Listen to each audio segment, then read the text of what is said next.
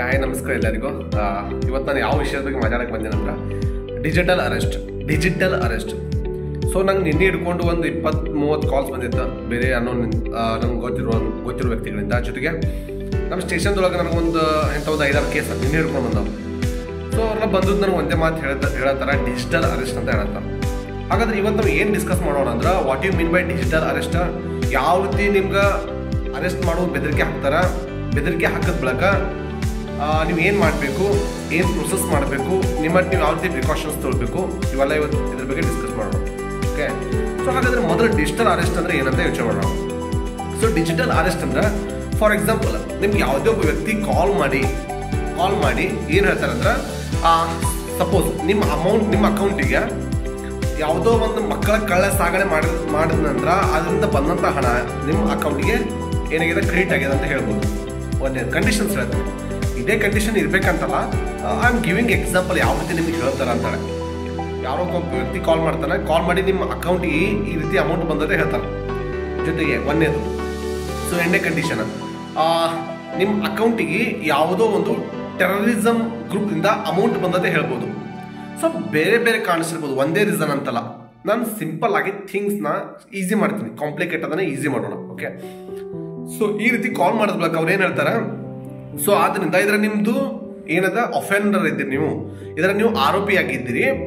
ನಿಮ್ಗೆ ಇದರಿಂದ ಪರಿಹಾರ ಬೇಕಾಗಿತ್ತಂದ್ರ ಏನ್ ಮಾಡ್ಬೇಕು, ನಾವು ನಮ್ಮ ಇನ್ಸ್ಪೆಕ್ಟರ್, ನಾವು ಎಲ್ಲಿಂದ ಕಾಲ್ ಮಾಡಿದ್ವಿ ಅಂತ ಹೇಳ್ತಾರ, ನಾವು ಒಂದು ಪೊಲೀಸ್ ಸ್ಟೇಷನ್ ಅಂತ ಹೇಳ್ತಾರೆ, ಯಾವುದೋ ಒಂದು ಪೊಲೀಸ್ ಸ್ಟೇಷನ್ ಹೇಳ್ತಾರ.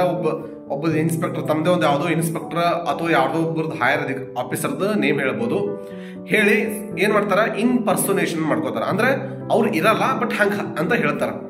ಹೇಳಿ ನಿಮಗೆ ಇದರಿಂದ ಪರಿಹಾರ ಬೇಕಾಗಿತ್ತಂದ್ರ ಅವ್ರು ಏನ್ ಹೇಳ್ತಾರ, ನಿಮ್ದು Aadhaar card number, PAN card details, ಎಲ್ಲ ಡೀಟೇಲ್ಸ್ ಕೇಳ್ತಾರ. ಒಂದ್ ಮಾತು ಹೇಳಕ್ ಇಷ್ಟಪಡ್ತೀನಿ ನಾನು. ನಮ್ಗೆ ಇದು ಇಷ್ಟು ತನ ಏನ್ ಹೇಳಿದ್ರೆ, ಇಟ್ಸ್ ಅ ಡಿಜಿಟಲ್ ಅರೆಸ್ಟ್. ಹಾಗಾದ್ರೆ ಈ ರೀತಿ ಸಾಧ್ಯ ಇದೆಯಾ? ನಿಮ್ಗೆ ಯಾರಾದ್ರೂ ಒಬ್ಬ ವ್ಯಕ್ತಿ ಬಂದು ಇಲ್ಲಿ ಯಾವುದೇ ಒಂದು ಬೇರೆ ರಾಜ್ಯ, ಔಟ್ ಆಫ್ ಸ್ಟೇಟ್ ಅಥವಾ ಇಲ್ಲೇ ಲೋಕಲ್ ಬೇರೆ ಡಿಸ್ಟ್ರಿಕ್ಟ್ ದಿಂದ ಪೊಲೀಸರು ಬಂದು ವಿತೌಟ್ ಪರ್ಮಿಷನ್ ನಿಮ್ಗೆ ಅರೆಸ್ಟ್ ಮಾಡಕ್ ಸಾಧ್ಯ ಇದೆಯಾ? ನೋ, ಮಾಡಕ್ ಸಾಧ್ಯ ಇಲ್ಲ. ನಿಮ್ಗೆ ಅರೆಸ್ಟ್ ಮಾಡ್ಬೇಕಾದ್ರೆ, ಯಾವಾಗ್ಲೂ ಕೂಡ ನಿಮ್ಗೆ ಅರೆಸ್ಟ್ ಮಾಡ್ಬೇಕಾದ್ರೆ ಅದಕ್ಕೆ ಯಾವ ಅರೆಸ್ಟ್ ಮಾಡಕ ರೀಸನ್ಸ್ ಹೇಳಿನೇ ಅರೆಸ್ಟ್ ಮಾಡ್ತಾರೆ. ಒಂದೇದು. ಈ ರೀತಿ ನಿಮ್ಗೆ ಕಾಲ್ಸ್ ಬಂದ್ರ ಮೊದಲ ನೀವು ತಿಳ್ಕೊಬೇಕು, ನಾನು ಏನಾದ್ರೂ ತಪ್ಪು ಮಾಡಿದ್ನಾ ಅಂತ ತಿಳ್ಕೊಬೇಕು. ನೀವು ತಪ್ಪು ಮಾಡಿದ್ದಿಲ್ಲ ಅಂದ್ರೆ ಭಯ ಬೀಳೋ ಅಗತ್ಯನೇ ಇಲ್ಲ. ಓಕೆ, ಸಪೋಸ್ ನಿಮ್ಗೆ ಆದ್ರೂ ಕೂಡ ಭಯ ಇತ್ತು ಅಂದ್ರೆ, go to the local police ಸ್ಟೇಷನ್ಗೆ ಹೋಗ್ರಿ. ನಮ್ಗೆ ಈ ರೀತಿ ಕಾಲ್ ಬರ್ತಂತ ಹೇಳ್ರಿ. ಅವರಿಗೆ ಏನ್ ಮಾಡ್ಬೋದು, ನಿಮ್ಗೆ ಅವರು 100% ಏನ್ ಮಾಡ್ತಾರೆ, ಇದಿಲ್ಲ ಅವ್ರು ಕನ್ಫರ್ಮ್ ಮಾಡಿ ಕೊಡ್ತಾರೆ. ನಿಮ್ಗೆ ಇದಿಲ್ಲ, ನೀವು ಯಾವುದೇ ಒಂದು ಆರೋಪದಾಗ ಭಾಗವಹಿಸಿಲ್ಲ ಅಂತ ಕೂಡ ಹೇಳಿಕೊಡ್ತಾರೆ. ಓಕೆ, ಅದಕ್ಕಾಗಿ ಡಿಜಿಟಲ್ ಅರೆಸ್ಟ್ ಅಂದ್ರೆ ಆ clarification is very important. And introduction ನಾನು ಕನ್ಕ್ಲೂಷನ್ ಹೇಳಕ್ ಇಷ್ಟಪಡ್ತೀನಿ. ಡಿಜಿಟಲ್ ಅರೆಸ್ಟ್ ಅಂದ್ರೆ ಯಾವುದೇ ಒಬ್ಬ ವ್ಯಕ್ತಿ ನಾನು ಈ ರೀತಿ ಪೊಲೀಸ್ ಆಫೀಸರ್ ಇದ್ದೀನಿ ಅಂತ ಹೇಳಿ ನಿಮ್ಗೆ ನೀವು ಇಂಥ ಒಂದು ತಪ್ಪು ಮಾಡಿದ್ದೀರಾ ಅಂತೇಳಿ ನಿಮ್ಗೆ ಭಯ ಹುಟ್ಟಿಸಿ ನಿಮ್ಮ ಕಡೆಯಿಂದ ಡೀಟೇಲ್ಸ್, ಯಾವುದೇ ಒಂದು ಯೂನಿಕ್ ಡೀಟೇಲ್ಸ್ ಪಡೆಯುವುದಾಗಿರ್ಬೋದು, ಅಥವಾ ಅಮೌಂಟ್ ಏನ್ ಮಾಡ್ಬೋದು ಕೊಡಿ ಅಂತ ಹೇಳೋದಾಗಿರ್ಬೋದು, anything, it's called as digital arrest. ಇದನ್ನ ಪ್ರಿವೆಂಟ್ ಮಾಡಕ್ಕೆ ಒಂದೇ ಒಂದು ಏನು, ನೀವು ಯಾವುದೇ ಒಂದು ತಪ್ಪು ಮಾಡಿದ್ರೆ ನಿಮ್ಗೆ ಗೊತ್ತಿರುತ್ತೆ. ತಪ್ಪು ಮಾಡೋದ್ರ ಬಗ್ಗೆ ಮಾತಾಡತ್ತಿಲ್ಲ ನಾನು, ತಪ್ಪು ಮಾಡಲಾರ ಬಗ್ಗೆ.